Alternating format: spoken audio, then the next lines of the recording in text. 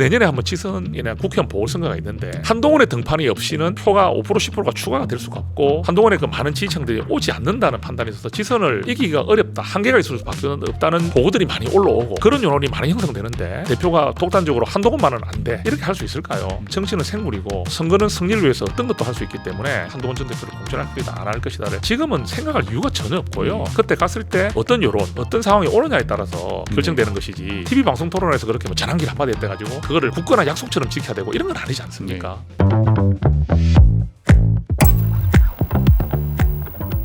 국민의힘 당 얘기부터 좀 해보겠습니다. 예, 장동혁 대표가 어제 당 살림을 이제 총괄하는 사무총장에 재선의 정희용 의원, 정책위 의장의 이준석 대표 체제에서도 정책위 의장을 지냈던 사선의 김도읍 의원을 내정을 했는데요.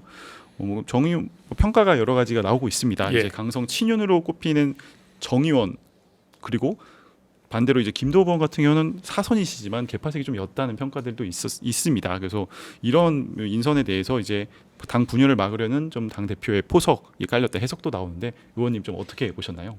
예, 그 어제 발표가 오후에 났었는데 먼저 정책위 의장으로 지명된 우리 김도읍 의원님은 부산 의원이시고. 그래서 저도 이제 부산에 같이 지역구를 두고 있기 때문에 뭐 종종 만나죠, 그죠? 다른 의원들에 비해서는 자주 만나는 상황이고. 또 우리 김도읍 의원님을 제가 쭉 지켜보면서 후배 의원으로 봤을 때 좀 합리적인 분이신 것 같아요. 그리고 그 어떤 한쪽에 쏠리는 어떤 뭐 분위기에 편승하는 뭐 그런 스타일이 아니고 좀 중심을 좀 잡으시는 중진 의원이시다 이런 평가를 하고 싶습니다. 그래서 개파가 사실상 거의 없는 쪽에 가까운 것 같아요. 뭐 어떤 분들은 김도읍 의원도 친윤 쪽이 아니냐 이래 하는데. 뭐 대통령이 당선되고 윤석열 정부가 있을 때만 하더라도 친윤이 아닌 사람이 없었잖아요. 그런데 이제 탄핵이나 어떤 계엄 탄핵을 거치면서 그 윤석열 전 대통령을 좀 지키고 하는 그런 부분으로 인식이 많이 된 분들이 있는 반면에 우리 김도읍 의원님은 그런 부분이 아주 옅었거든요. 그래서 우리 지금 어떤 개파색으로라든지 또는 이미지가 너무 강한 분보다는 좀 합리적인 이미지를 받는 중진을 이렇게 지명하지 않았나 싶고요. 또 김도읍 의원의 또 장점은 정책위 의장을 한 적이 있습니다. 과거에도 있고 그래서 굉장히 또 경험도 풍부합니다. 풍부하기 때문에 우리가 정책 정당으로서의 그런 비전을 제시하는 데 있어서 역할을 잘 해줄 것이다 이런 기대가 되고요. 그리고 우리 그 사무총장으로 지명된 우리 정의용 의원님 같은 재선 의원이시고, 근데 저도 이제 정의용 의원님을 지켜보면 보좌관 출신이시잖아요. 그래서 국회의 어떤 여러 가지 실무라든지 또는 흐름들 이런 것들을 잘 파악하고 있는 분인 것 같고요. 또 친윤이라고 하는데 이게 강성이라는 게 왜 붙었는지는 모르겠는데 제가 보기에는 강성이라고 표현하기보다는 친윤이라 하더라도 다른 의원들하고 굉장히 또 원만하고. 그리고 이제 부드러운 이미지를 갖고 있는 분이다. 그래서 저는 정의용 의원님과 우리 김도읍 의원님 두 분이 정책위 의장과 사무총장에 이제 인선된 배경은 우리 장동혁 대표께서 나름 좀 우리 당의 방향을 좀 우리 많은 분들이 걱정하시는 그런 한쪽으로 쏠리는 부분을 좀 완화시키고 이제는 내년 지선을 향해서 가는 중도의 표심이나 우리 또 어떤 온건 보수가 봤을 때 이런 시각을 살피면서 이번에 인선을 한 것이 아니겠느냐 저는 그렇게 생각합니다. 장 대표의 이제 당선 직후부터 근데 여전히 천탄파에 대한 징계 이런 부분에 대한 언급은 좀 하시고 있는데 이 부분에 대해서 좀 친한계 의원님들 내부에서 분위기는 좀 어떠신가요? 그 찬탄파를 징계한다 이런 표현을 정확하게 썼는지는 잘 모르겠네요. 그 우리 장동혁 대표께서 그렇게까지 제가 단어를 썼는지는 찬탄파를 뭐 징계하겠다 이렇게까지 썼는지는 제가 워딩을 의미를 담았다고 봐야 되겠네요. 그런 표현을 쓰지 않았던 것 같습니다. 그 지금 우리가 그 선거 국면에서 굉장히 그 좀 치열했죠. 사실은 그 양쪽 지지층이 너무 갈라져 있다 보니까 후보들만의 선명한 지지층들이 전당대장에 와가지고 막 목소리를 많이 내다 보니까 사실상 좀 우려하는 부분도 있었고 또 거기 전환길 씨까지 등장했기 때문에 그런 부분이 더 좀 많이 좀 나타난 것 같습니다. 그러다 보니까 어떻게 보면은 후보들 간에도 좀 논쟁이 많았잖아요. 특히 탄핵과 계엄에 대한 이야기들로 많이 좀 이슈화가 돼버렸어요. 그 미래를 나가는 전당대가 되지 못했던 아쉬움이 있는 것이죠, 그죠? 그래서 또 그때는 김문수 후보와의 경쟁 중에 사실상 장동혁 후보가 1위를 한다는 예상은 거의 못했습니다. 그러니까 우리가 4강전에서 우리는 김문수 후보가 1위였을 거라 생각하는 사람이 다수였을 것이고요. 네네. 최종 결선에서도 김문수 후보가 이길 거라고 생각한 분들이 훨씬 많았던 걸로 알고 있어요. 예상이 대체로 많이 저도 나왔죠. 그랬습니다. 그런데 놀라운 것은 그 4강전부터 장동혁 후보가 이겼잖아요. 그러면 김문수 후보와 장동혁 후보가 결국 좀 비슷한 그런 어떤 선명성을 갖고 있었는데 장동혁 후보가 좀 강한 이미지를 더 줬지 않습니까? 맞습니다. 그렇게 함으로써 우리 강성지지층의 지지를 더 받은 것은 사실이에요. 그러다 보니까 목소리를 좀 세게 낼 수밖에 없었잖아요. 그러니까 좀 반대로 이야기하는 조경태 의원이나 이런 분들, 즉 뭐 반탄에 대한 그 강한 좀 비판을 하는 그런 데 대해서 싸우는 식으로 될 수밖에 없었기 때문에 그런 이미지가 갔던 것 같습니다. 그런데 지금 그 당대표가 되고 나서 하시는 발언들을 보면 지금은 어떤 그런 부분들보다는 미래를 향해 나아가려는 모습이라든지 또는 통합에 대한 이야기를 더 많이 하고 있는 걸로 저는 알고 있습니다. 그게 왜냐하면 그렇게 가지 않으면 지금 왜냐하면 이번에 그 선거 때 우리 그 형님 보셨겠지만 80%의 당심이 적용했기 때문에 이겼거든요. 만약에 그 제도가 당심 민심이 대선 후보처럼 50대 50이었으면 김문수 후보가 이겼죠, 그죠? 그게 뭐 70대 30 정도였다 하더라도 김문수 후보가 이겼을 것입니다. 그런데 최종 결선에서 0.54%라는 정말 박빙의 승부로 이겼단 말이죠, 장동혁 후보가.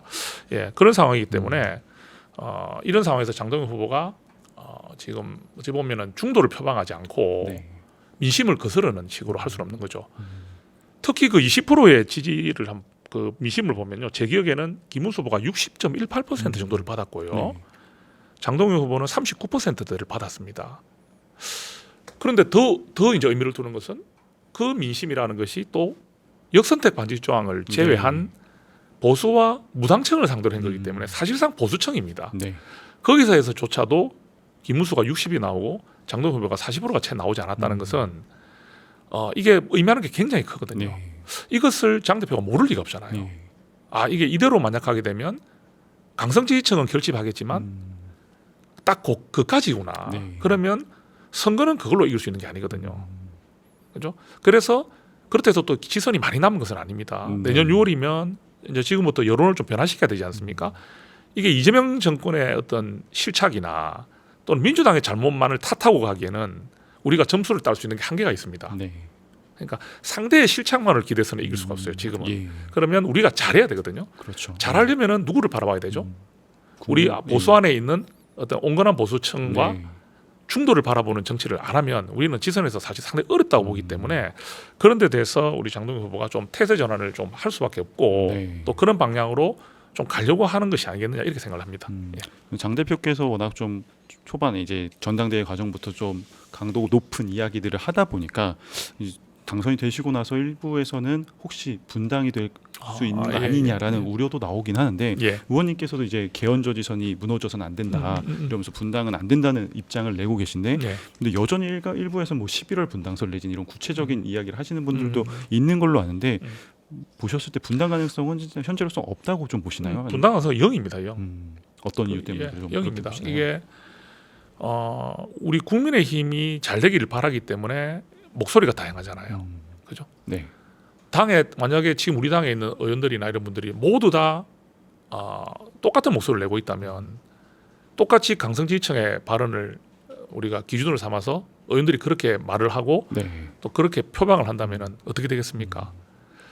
자, 우리 당에 기대를 거는 이유는 또 그래도 그 안에서 변화와 쇄신을 바라고 미래를 바라는 목소리들이 계속 나오고 있기 때문에 떠나지 않는 분들이 계시는 거예요. 사실 우리 계엄과 탄핵을 거치면서 당원들이 변화다가 좀 있었다고 하지 않습니까? 좀 많이 좀 탈퇴도 하셨지만 새로운 지지층들이 많이 들어왔습니다.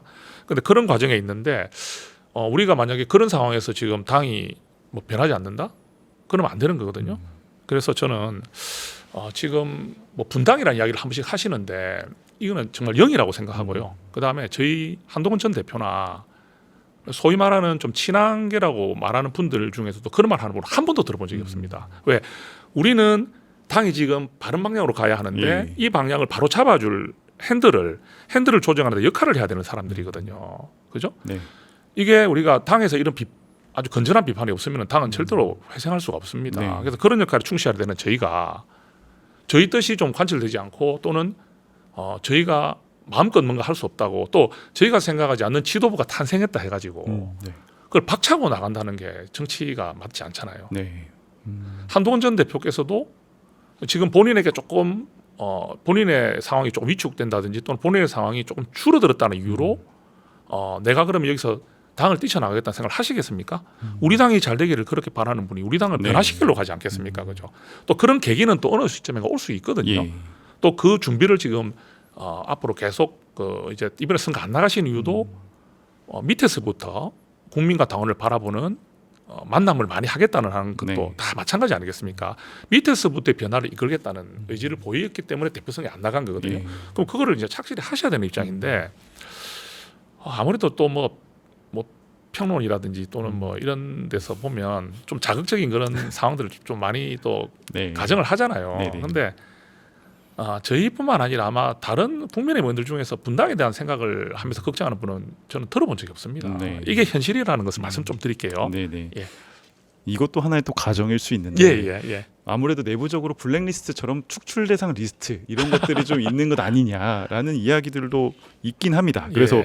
그런 걸 봤을 때는 아무래도 친한계 의원님들이 좀 타깃이 될 수도 있겠다라는 얘기도 있는데 그런 얘기는 따로 들어보신 적은 없으신가요? 들어본 적이 없죠. 예. 그게 의원들이 이래 관계를 보면 서로가 생각이 좀 다르고 또 방향이 좀 다른 건 있다 예. 하더라도 중요한 것은 이재명 정부를 향해서 우리가 함께 싸워야 되고 또 우리가 2016년에 박근혜 대통령 탄핵 때 분당의 그런 아픔을 겪었기 때문에 네.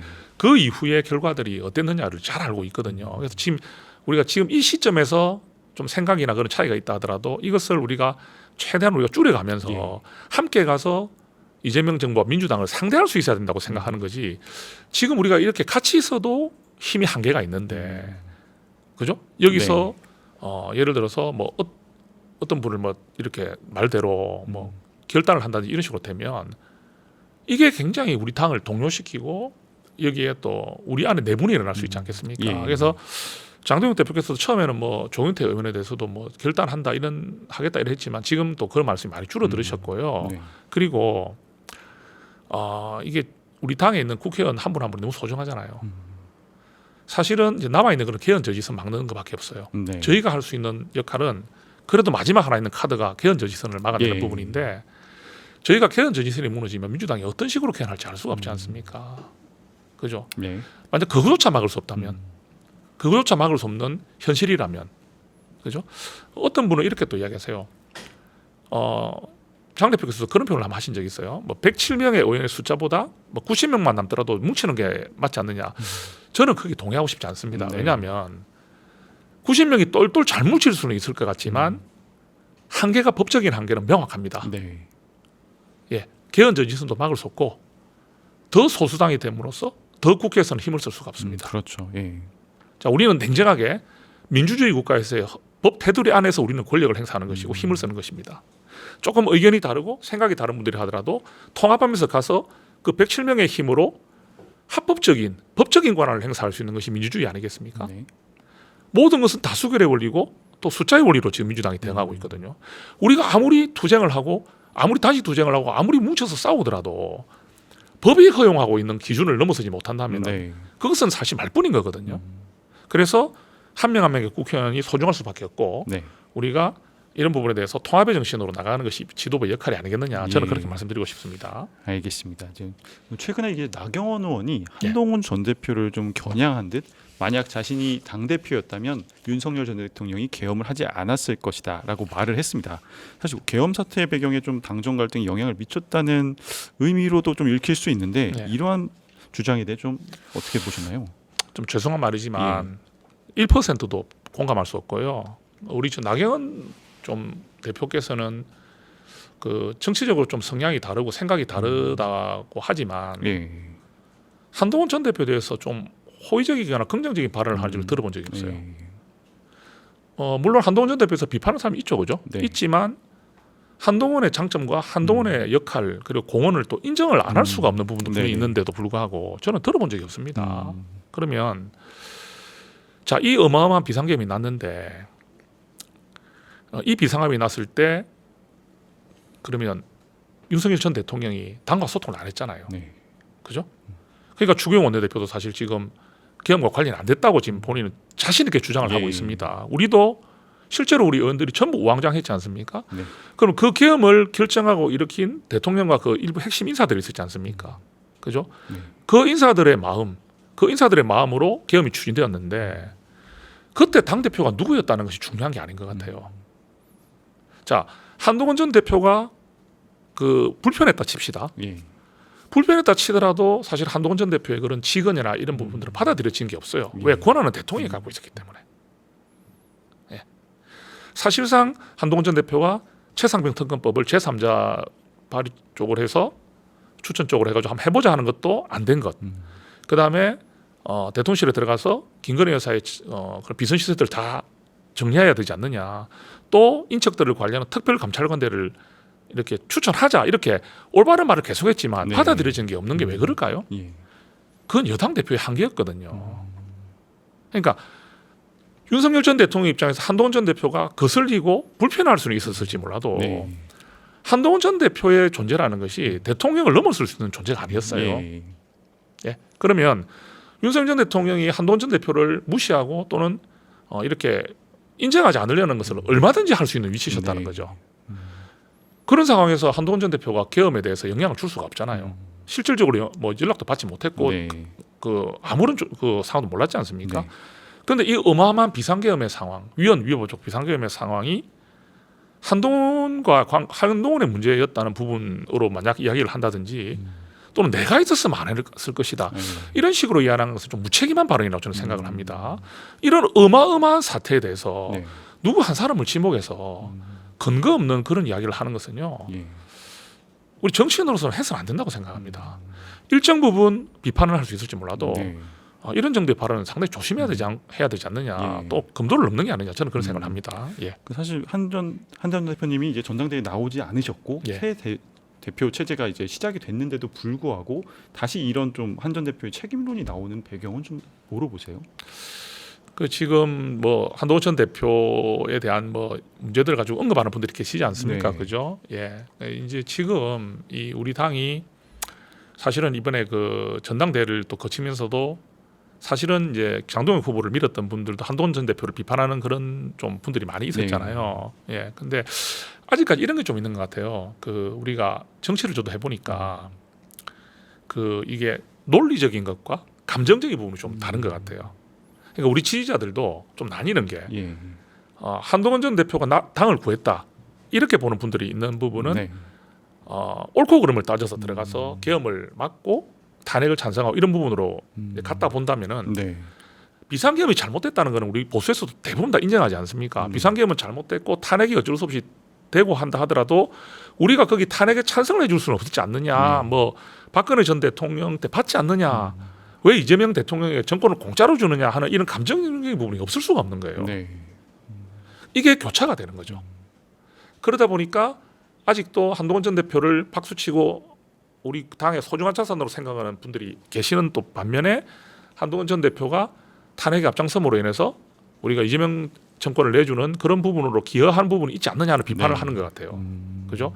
그러니까 그런 생각을 가진 분들은 아직도 한동훈 전 대표에 대해서 이제 인정을 안 하고 싶은 네. 거겠죠. 예. 그리고 또 이런 게 있는 것 같아요. 한동훈 전 대표가 당의 중심이 돼서 다시 당 대표가 된다면 선명한 개혁의 의지와 변화 의지를 보이는 분이잖아요. 네. 그러면 우리가 나중에 어떤 면에서든지 좀 피해를 당하고 공격을 당할 수 있지 않겠느냐 생각도 할 수 있지 않습니까? 예. 그죠? 지금 실제로 당은 그렇게 돌아가지 않는데도 장동혁 대표가 됐기 때문에 친한계가 좀 공격당할 것이라고 이렇게 추정하는 것처럼 네. 이야기를 꺼내는 것처럼 네. 반대 상황이 벌어질 수 있잖아요. 그러니까 한동훈 전 대표의 등장이나 이런 부분들에 대해서 달갑지 않게 생각하는 부류가 네. 있다는 거죠. 그렇지만 저는 어떻게 보냐면 이 간격이 지금 넓어요. 넓어서 우리가 힘든 거거든요. 네. 근데 이 간격이 넓어서 한동훈 전 대표를 이렇게 없애겠다는 식으로 생각한다면은 우리가 다음 지선이나 총선이 갔을 때 어떻게 될까? 그죠? 예. 그리고 민주당이 지금 말하는 위헌정당 해산, 내란정당이라는 공격에 대해서 우리가 그래도 계엄 해제에 뛰어들어갔던 한 대표와 그 의원들이 있었기 때문에 네. 우리 당도 계엄 해제를 막았다는 명분이 있는데 예. 그런 한동훈의 존재가 없다면 과연 저런 공격들로부터 우리가 어느 정도까지 방어가 가능할까? 네. 그렇다면은 우리가 서로 이렇게 서로를 찍어서 자꾸 이렇게 공격하기보다는 서로의 부분에 장점을 받아들이고 필요한 부분을 서로 합치면서 네. 함께 간격을 줄여가는 방향으로 가야 국민들의 마음을 얻어가면서 선거에서 이길 수 있는 거거든요. 네. 이재명 정부와 싸우는 게 기준이 뭐죠? 장동혁 대표도 이재명 대표와 싸우지 않은데 네. 잘 싸우는 사람을 자꾸 이야기하는데 투쟁자라는 걸로 되는 게 아니거든요. 그죠? 뭡니까? 선거를 이겨야 됩니다. 예. 선거를 이겨서 국민들로부터 선택을 받지 않으면 권리가 주어지지 않습니다. 그렇죠. 네네. 그럼 그 선거를 이기기 위해서는 우리가 품어야 되는 범위, 함께 가야 되는 범위가 있잖아요. 그 범위에 한동훈 전 대표가 가지는 그 역량이나 그 지분이 너무 크죠. 예. 그 부분을 인정하지 않으면 안 되는 거죠. 예, 그렇게 생각합니다. 네. 한동훈 전 대표도 이제 장동혁 대표에게 이제 당선 이후에 축하 메시지를 냈습니다. 두 사람의 관계 앞으로 좀 어떻게 형성될 걸로 그래요. 예상하시나요? 오늘 질문 중에 제일 어렵네요. 예, 중요한 질문인 것 같습니다. 제일 어려운 질문인 것 같습니다. 예. 사람의 마음을 알 수가 없기 때문에. 네. 근데 이제 이런 것은 있어요.